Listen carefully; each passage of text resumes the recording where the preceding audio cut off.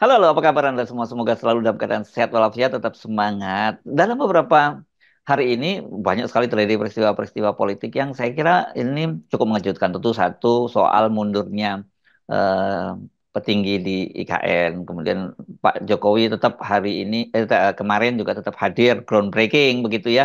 Dan yang juga saya terkejut, Bung Rocky, ini kenapa kemudian Pak Prabowo ternyata malah menunjuk eh, Ridwan Kamil yang kader Golkar sebagai calon gubernur di Jakarta, padahal kemarin sebelumnya disebut-sebut malah keponakannya dan yakni eh, putranya Pak Derajat Djiwandono ya, jadi kemudian Budi Satrio Djiwandono. Dan dia malah dilarang untuk maju ke pilkada dan diminta untuk meneruskan perjuangannya di parlemen. Ini apa yang terjadi kira-kira, Bung Rocky ya? Ya tentu kita hanya bisa menganalisis, tapi Mm, analisis kita arahkan untuk melihat dinamika justru di dalam Partai Gerindra dalam mm, hubungannya dengan keinginan Pak Jokowi untuk mengendalikan partai itu. Kan itu mm, basisnya, basis mm, analisis kita. mm, mm, Yang kemarin juga kita analisis, saya sebutkan bahwa ya Dasko paling testing the water aja tuh, mm, naruh mm, Kaisang di situ mm, tuh mm, mm, untuk mancing komentar. Dan memang kelihatannya itu yang akan terjadi tuh. Tidak mungkin Gerindra itu mau meloloskan semua permintaan Pak Jokowi. Karena itu pertama kali kader Gerindra sendiri akan mm, akan semacam eh, merasa potensi dia atau bagian-bagian yang harus dia peroleh itu diambil banyak oleh Pak Jokowi. Yang kedua, di dalam koalisi sendiri, tentu Golkar merasa kok kita nggak kebagian di mm. dalam pemerataan calon-calon gubernur ini. Jadi masuk akal kalau pada akhirnya Gerindra memutuskan kami hanya jadi wakil presiden aja, Jadi wakil gubernur. wakil gubernur DKI Mm, mm, yang gubernurnya adalah Ridwan Kamil. Pasti itu ada pembicaraan dengan Pak Erlangga tuh. mm, Dan dengan mm, cara itu sebetulnya secara taktis dibatalkanlah Kaisang karena Kaisang mm, tetap mm. eh, dimungkinkan menjadi wakil Gubernur. wakil gubernur. Jadi Mm. kalau wakil gubernurnya datang dari Gerindra, pasti Kaisang nggak akan lagi dicalonkan kan. Ya. Sementara Golkar tentu menuntut kader dia tuh, karena dalam pembagian rezeki mestinya Golkar dapat dong tuh. Mm, Jadi mm, udah pas sebetulnya analisis kita bahwa mm, kemarin itu cuma ngetes eh, tes ombak aja tuh, cek mm. ombak kalau kata Ya, Bu ya, ya, Susi ya. itu. Dan memang terlihat bahwa partai-partai ini hendak menghitung ulang Mm, potensi bermain politik di Jakarta tuh. mm, Jadi dengan cara itu kita simpulkan bahwa terlalu banyak sebetulnya permintaan Pak Jokowi. Masa udah Gibran masih ada Kaisang lagi tuh. Tetapi mm. Gerindra punya taktik lain, punya cara lain untuk menolak, yaitu dengan mencalonkan langsung Ridwan Kamil. mendukung pencalonan Ridwan Kamil. Pasti itu hasil courtesy call dengan Pak Mm, Erlangga, dan dengan cara itu dimungkinkan wakil gubernurnya dari Gerindra itu lebih masuk akal kan. Jadi mm. Golkar dan Gerindra berpasangan di DKI, mungkin di tempat Ya. lain Gerindra dengan PAN misalnya, atau Mm. Gerindra dengan Demokrat. Saya kira itu latarnya tuh. Ya, ya. Dan kalau kita teruskan sedikit analisisnya, meskipun di sini ada faktor Pak Jokowi, kan seperti Bobi di Sumatera Utara itu mendapat penugasan dari Golkar, begitu ya. Dan itu artinya kader Golkar harus minggir, begitu. Tapi kemudian dia masuk ke Gerindra, gitu kan. Ada, ada seperti itu juga tukar tambahannya ya. Ya, tukar tamanya begitu. Walaupun di ujungnya mungkin berbeda lagi kan. Jadi Mm-mm. semua interplay ini adalah pameran tentang keresahan di dalam koalisi itu. Ya, Bahwa, ya. bahwa Presiden Jokowi udah dapat Gibran, wakil presiden udah diain, tapi masih Mm, mau semuanya semuanya mm, kan. Jadi mm, kelihatannya mulai dikerjain. Kalau saya pakai bahasa yang agak nakal, mm, Jokowi mulai dikerjain oleh koalisi 02 yang tadinya mengeluk-elukkan Jokowi. Itu yang mm, kita sebut game changing itu, atau mm, permainan kekuasaan itu selalu akan berakhir dengan tukar tambah kan, itu mm. dasarnya. Ya, Dan ya. semakin Pak Jokowi mendekati lengser, semakin koalisi 02 ini mengatur strategi. Mm, Jadi nggak usah berharap terlalu banyak bahwa Gerindra atau koalisi itu akan jadi sepenuh-penuhnya tunggangan dari Presiden Jokowi. mm. Jelas bahwa Presiden Jokowi ingin menunggangi semua pihak, tetapi mereka Jokowi nggak ngerti bahwa Golkar itu canggih dalam main politik, apalagi Pak SB di Demokrat.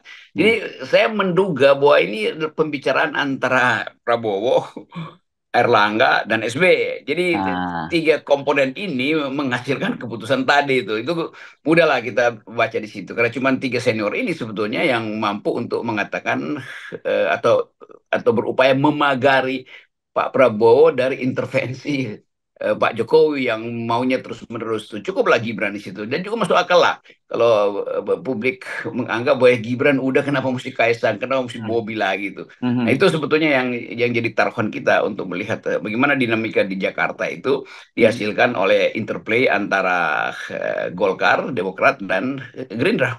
Ya, mari kita teruskan ya. Basisnya itu adalah perolehan kursi di DPRD DKI ya, Bung Rocky. Karena kalau Golkar dengan Gerindra itu berkoalisi cukup, karena Gerindra Mhm. mendapatkan 14 kursi, kemudian Golkar 10 kursi, jadi 24 kursi cukup itu. Nah, sementara kan kalau Kaisang menyatakan kenapa dia lebih milih di Jakarta, karena kan di DPRD mereka punya 8 kursi, begitu ya, Bung Rocky ya, punya 8 kursi dan kemudian Zulkifli Hasan kan sudah mengaku bahwa dia menawarkan kepada Pak Jokowi untuk memasangkan dengan anaknya. Dan PAN itu punya 10 kursi di sana di DPRD. Jadi 18 kursi total. Dan itu nggak cukup karena setidaknya diperlukan 22 kursi. Dan Demokrat punya 8. Tapi saya ragu bahwa Demokrat akan mendukung misalnya pasangan Kaisang dengan anaknya Zita Anjani, anaknya Zulkifli Hasan untuk maju sebagai gubernur dan wakil gubernur gitu.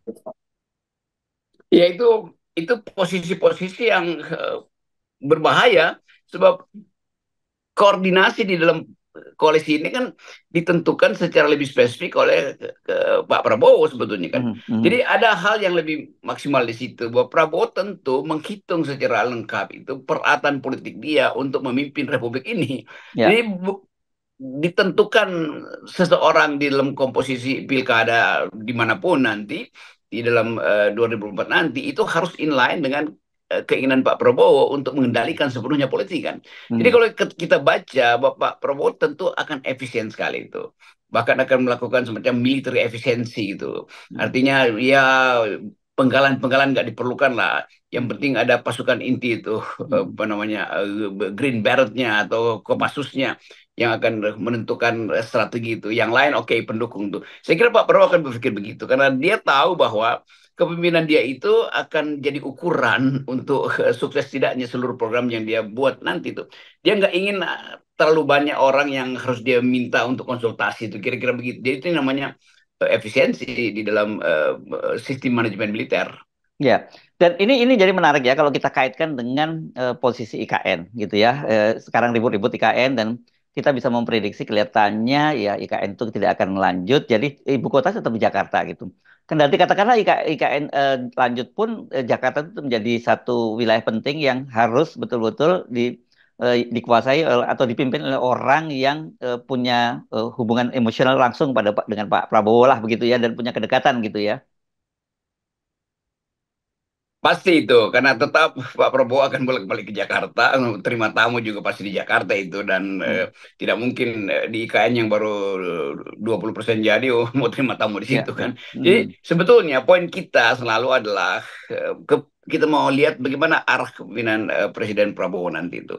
Dan pasti latar belakang militer dia itu akan berpengaruh kuat di dalam karakter kepemimpinan bahwa terjadi bahwa dia hidup dalam wilayah demokrasi, tapi watak kepemimpinan kan ditrain secara militer, bukan militeristik ya, secara Mhm. militer. Jadi organisasi militer itu akan dipakai sebagai acuan untuk mengatur efisiensi itu. Demikian juga soal Jakarta. Jakarta pasti akan diefisienkan supaya tidak terlalu banyak pemain di Jakarta tuh, kecuali kecuali Prabowo punya orang sendiri kan. Dan Hmm. itu yang akan jadi potensi konflik juga dengan Pak Jokowi yang menginginkan Jakarta itu dipimpin oleh wakil presiden, manajemen politik dan bisnisnya kan. Jadi Hmm. kita tetap ada di dalam keadaan untuk melihat bahwa ada yang memang nggak lengkap di dalam Hmm. persaingan nanti itu. Nah, lengkapnya itu nanti kita lihat di setelah Oktober, bahwa Ya. pasti akan dipreteli, bahasa gampangnya itu akan dipreteli tangan-tangan yang berlebihan dari kekuasaan Jokowi di dalam kabinet Prabowo. Ya, karena kalau kita membayangkan kemarin, kalau misalnya Prabowo mengizinkan, dalam hal ini misalnya Budi Satrio Jiwandono berpasangan dengan Kaisang, itu kan artinya bisa semacam pengulangan lagi pada Pilpres 2024. Mau nggak mau semua koalisi termasuk Golkar, Demokrat dan sebagainya dipaksa untuk mendukung itu karena eh, semata-mata bukan hanya karena Kaisangnya tapi ada Budi Satrio Djiwandono-nya begitu sebagai representasi dari Prabowo. Dan terlalu berbahaya itu kalkulasi Hmm. gitu karena Hmm, bisa hmm. betul-betul nggak terpilih kan. Ya, Budi nggak terpilih karena Kaisang jadi liability di situ ya kan. betul. Hmm. Kan mental orang Jakarta, psikologi orang Jakarta itu masih kesel pada hasil Mahkamah Ya. Konstitusi. Hmm, Jadi saya hmm, kira Gerindra berpikir keras kalau ditaruh di situ unsur istana lagi itu tidak akan mencapai hasil yang diinginkan tuh. Jadi saya kira akhirnya diputuskan bahwa kalau ada unsur Kaisang, artinya ada unsur Jokowi. Unsur Jokowi artinya cuma 2,8% dukungannya tuh. Budi juga tidak begitu populer walaupun hmm, ditopang dengan hmm, survei segala macam. Tetapi suara Gerindra melalui Budi itu akan menyusut justru digerogoti oleh minusnya suara Kaisang kan. hmm, hmm. Jadi kelihatannya nggak akan muncul nama itu di situ tuh. Lain kalau nama tadi Ridwan Kamil dan Kader kader internal. dari Gerindra sendiri itu Hmm, Ridwan hmm, Kamil sendiri udah muncul namanya tuh dan hmm, Gerindra udah bunyi. Jadi Golkar dan Gerindra itu pasti akan kuasai Jakarta. Ini hmm, kita lakukan pemetaan secara deskriptif aja. Kita nggak masukkan di situ upaya kita untuk menganalisis apakah Ridwan Kamil cocok buat hmm, ya, Jakarta. ya, Apakah ya, di Bandung dia berhasil atau ya, sekedar ya, ya, pamer-pamer doang kan. ya, Itu ya, soal lain lagi ya, itu. ya. Nah, nanti banyak juga orang bilang, wah kalau Jakarta dia bakal banyak ngelenggak-kelenggok kayak di Citayam Fashion Week dulu. Iya, dan orang masih ingat bagaimana Ridwan Kamil tuh memboroskan anggaran hanya untuk bikin walk, apa namanya, walk di Ciamplas, walk apa itu Ya, yang naik ke atas itu kayak ya. plafon, kayak kayak langit-langit yang sebetulnya Ya, juga nggak tidak unik sama sekali dan akhirnya nggak laku juga kan. Jadi ya, banyak yang akan mempersoalkan Ridwan Kamil. Tapi bagi Gerindra ya lebih baik itu dipersoalkan duluan daripada taruh Kaisang yang bakal tidak berhasil ya, ya. memenangkan di Jakarta. Ya, babnya sekarang bukan bab Ridwan Kamil sesungguhnya. Ini bab tentang interplay di kalangan koalisi 02 sendiri ya, gitu ya, Bung Rocky ya. Ya, itu nanti berikutnya ketika udah resmi baru kita masuk pada kritik terhadap Ridwan Kamil. Ya. Jadi Pak Kang Rid, Kang Emil tenang ya. Kita masih bahas tentang dinamika dalam Gerindra. Tuh bagian Ya. Anda tuh nanti belakangan ya. Oke, nah ini jadi ini bisa kita pastikan bahwa akan sangat menarik ya dinamika pilkada di Jakarta karena tentu ada kita akan bicara faktor Anies, faktor ada Sudirman Said, ada faktor juga bagaimana PKB dan sikap dari Nasdem kan begitu ya, Bung Rocky dan yang paling menarik tentu saja adalah permainan di antara paslon 02 itu berhadapan dengan kita langsung saja sebutnya berhadapan dengan Jokowi lah, kira-kira begitu ya. Iya ini itu terjadi internal struggle sebetulnya begitu kan. Ya, ya, Jadi ya, ya. saling pelintir di dalam koalisi itu. Hal yang dari awal kita udah duga itu pasti Hmm, terjadi karena hmm, tidak mungkin Pak Prabowo itu tidak berpikir efisien tuh. Dia memang berpikir merangkul semua, tetapi hmm. merangkul semua artinya memungkinkan yang dirangkul itu menggerogoti kekuasaan dia. Jadi Pak Ya. Prabowo tentu siap-siap ada strategi dan Hmm. akhirnya strategi yang keluar. Yang kemarin yang diucapkan Dasko itu taktik doang Ya, gitu. ya, ya, ya, ya, ya. Ini menarik ya. Jadi dengan dan begitu memunculkan nama Ridwan Kamil kita timbul pertanyaan, tapi begitu dia menyatakan akan dipasangkan dengan kader internal, ah kita udah mulai bisa baca itu kemana arah permainan, kira-kira gitu ya. Ya, gampangnya udah copot lah tuh baliho-baliho dan yang dipasang secara sengaja terhadap eh, profil dari Saudara Kaisang. Kan udah banyak baliho beredar juga kan. Ya, ya, Jadi ya, saya ya. kira udah selesai itu. Jadi udah Kaisang tutup buku aja tuh. Kira-kira begitu yang diinginkan oleh Gerindra tuh dengan Ya, ya, memasang langsung Ridwan Kamil dan ya, mengatakan itu juga akan didukung oleh Golkar. Padahal memang itu kesepakatan dia dengan Golkar. ya, ya, ya, Itu ya, kira-kira. ya. Tetapi tentu Pak Jokowi juga tidak akan tinggal diam. Itu yang membuat pasti permainan jadi rame ya.